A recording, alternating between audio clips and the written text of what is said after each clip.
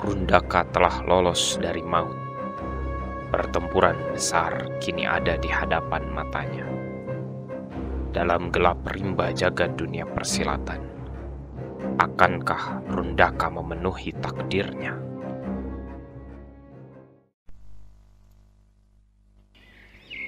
Keberhasilan Rundaka menewaskan Baban seolah menjadi gong bagi dimulainya pertempuran besar antara Ksatria Askara melawan perkumpulan Naga Merah. Seusai pertarungan itu, secara bertubi-tubi Rundaka diserang secara gaib. Beberapa berasal dari dukun yang memberikan ajian kepada Baban, dan sebagian lagi berasal dari pasukan Naga Merah. Untunglah Aki Pitara sudah membentengi Rundaka dengan ilmu pembalik penggempur yang bisa melindungi Rundaka dari serangan gaib tanpa perlu menggunakan terlalu banyak tenaga. Serangan gaib itu biasanya berupa ilusi dan perasaan sakit yang tidak nyata. Ilmu Aki Pitara semacam benteng dan secara otomatis membalikkan ilmu tersebut kepada pemiliknya. Seusai serangan tersebut mereda, Rundaka menghubungi Aki Pitara melalui komunikasi gaib. Ia mengabarkan kepada Aki Pitara tentang pertarungannya dan memastikan jalur dari Padrang ke Tamabumi telah aman. Karena pasukan Naga Merah juga sudah bergegas, mereka kemungkinan akan datang dari selatan dengan cukup cepat. Rundaka mengabarkan agar Ksatria Askara segera mengirimkan pasukannya, dan yang Rundaka maksudkan adalah seluruh pasukan yang akan bertempur. Sementara Rundaka memberikan pemakaman yang layak bagi Baban, karena meskipun mereka berdua berada di kubu yang berbeda, Baban dan Rundaka bertarung sebagai dua ksatria yang terhormat. Seusai memakamkan, Rundaka menghubungi pos-pos terdekat. Butuh sekitar 1 hari bagi rombongan besar dari Padrang untuk bergerak ke Tamabumi. Pertempuran ini jika dilihat ukurannya bukanlah pertempuran dalam skala kerajaan. Pertempuran ini lebih mirip pertempuran antara dua desa yang cukup besar.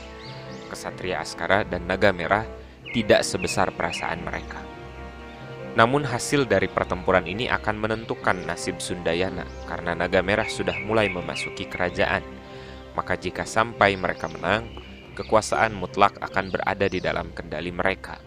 Sementara bagi Satria Askara, jika mereka menang akan terwujud zaman baru, yaitu zaman di mana semua orang sejajar dan setara.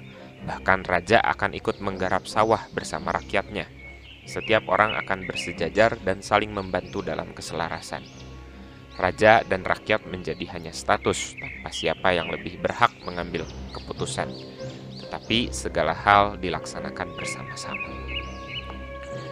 Setelah 1 malam menunggu, orang-orang dari pos terdekat sudah mulai berkumpul di titik Rundaka berada.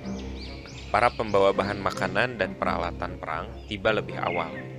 Dari pantauan titik pos milik Ksatria Askara, rombongan Padrang sudah lebih dari setengah jalan.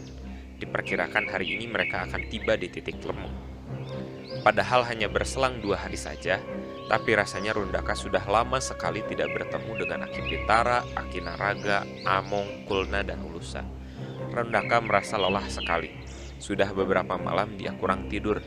Berkali-kali mimpi buruk menyergapnya, dan pada mimpi itu ia meregang nyawa dalam pertarungan. Kegundahannya mulai terobati ketika rombongan Padrang telah tiba, terutama ketika Among, Kulna, dan Ulusa hadir. Mereka adalah orang-orang yang hatinya memang hangat, sehingga ketika Rundaka menemui mereka, tanpa harus banyak bicara pun keresahannya mulai terobati. Aki Naraga membaca keresahan yang ada pada diri Rundaka. Karenanya ia menyalurkan tenaga dalam ke tubuh Rundaka untuk menenangkannya. Aki Naraga menempelkan telapak tangan di kepala Rundaka dan tengkuknya. Perlahan ada rasa hangat yang menyerap ke dalam tulang belakang Rundaka. Tulang belakang adalah pusat gerak dari seluruh tubuh manusia. Seluruh saraf terhubung di sana, karena itu untuk hal semacam ini, mengalirkan tenaga ke tulang belakang akan sangat membantu. "Apa yang engkau pikirkan, Kisanak?" kata Aki Naraga. "Entahlah Aki, aku mungkin sedikit takut. Aku menjadi pendekar untuk dapat hidup bebas. Kali ini aku harus bertempur untuk suatu nilai yang baru aku ketahui." "Aku mengerti, tetapi kadang dalam hidup kita tidak bisa keluar dari galur yang ada. Terkadang juga kita hidup untuk menuntaskan apa yang kita mulai sebelumnya." Tolong beri penjelasan kepadaku, Aki. Jika aku mati, apa yang akan terjadi? Kami akan menguburmu. Wajah Aki Naraga yang jenaka itu tertawa. Janggut dan kumis putingnya bergoyang turun naik. Apakah aku akan mengulang kehidupan lagi karena ajian Kamanduka tidak dapat menuntaskan perang ini? Bukan ajian itu yang akan menuntaskan perang ini, bukan juga kau. Karena jika kau tidak ada, pertempuran pun tetap akan terjadi. Bayangan apa lagi yang kau dapat beberapa hari ini? Tanya Aki Naraga. Entahlah, Aki, aku pernah bercerita tentang masa laluku yang menjadi raja dari kedua kelompok ini. Beberapa kali bayangan itu berkelebat lagi. Aki Naraga diam sejenak. Ia lalu berkata, kau harus bersiap apapun yang terjadi. Nasib tidak akan menunggu, kita yang harus mewujudkannya. Inti dari ajian Kamanduka adalah melebur dengan alam. Baru dengan begitu kau benar-benar akan menyelesaikan tugasmu. Rundaka diam tidak mengerti. Apakah ada perempuan yang mendampingi raja berbusana hijau? Rundaka baru ingat, itu adalah potongan terakhir yang sempat ia pertanyakan tentang perempuan berbaju hijau dalam perjalanan gaibnya. Siapakah itu dan apa hubungannya dia dengan semuanya itu? Rundaka mengangguk atas pertanyaan Aki Naraga. Aki Naraga kembali terdiam. Jika sempat, malam ini cobalah berbicara dengan Among terkait hal itu. Sekarang tidurlah, biar kami bersiap-siap, kata Aki Naraga. Akhirnya Rundaka pun merasa lebih ringan dan ia memutuskan untuk tidur. Seluruh pasukan Padrang masih bersiap-siap. Ada yang mempersiapkan senjata, bahan makanan, ataupun strategi tempur lainnya. Malam harinya Rundaka melakukan apa yang disarankan oleh Aki Naraga, yaitu menemui Among. Among sedang berada di tenda, sepertinya sedang membahas beberapa hal bersama Kulna dan Ulusa. Rundaka memberikan salam. Kisanak, ada apa? Tanya Among. Ada yang ingin saya bicarakan, berdua saja jika memungkinkan. Namun jika Among sedang banyak keperluan, saya bisa menunggu, kata Rundaka. Tidak perlu, kami sudah selesai, kata Among sambil memberikan tanda kepada Ulusa dan Kulna untuk meninggalkan tenda. Mereka pun lalu duduk berdua. Among menawarkan teh hangat kepada Rundaka. Rundaka langsung mengabarkan pandangan gaibnya tentang dirinya yang menjadi raja dan mengawali perpecahan antara Satria Aksara dan Naga Merah. Lalu ia menceritakan tentang perempuan berbaju hijau. Among nampak sedikit terkejut mendengar cerita dari Rundaka. Ia terdiam cukup lama dan nampak sedang berpikir. Ia lalu memberitahu Rundaka. Perempuan itu adalah kunci dari gerbang zaman baru ini.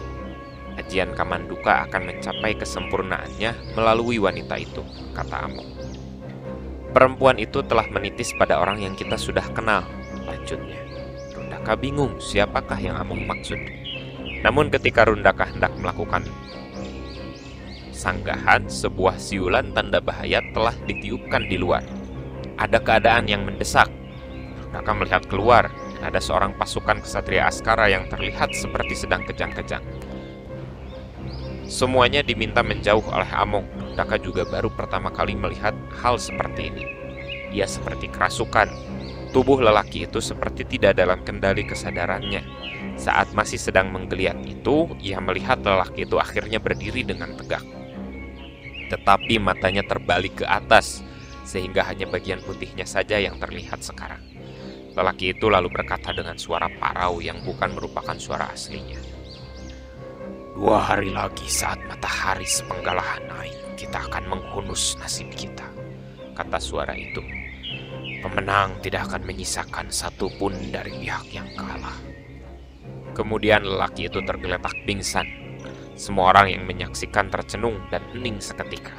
Sampai akhirnya Ulusa memecah kesunyian dengan langsung mendekati lelaki itu dan memberikan pengobatan, disusul oleh Aki Naraga. Semua yang hadir tahu apa yang baru saja terjadi.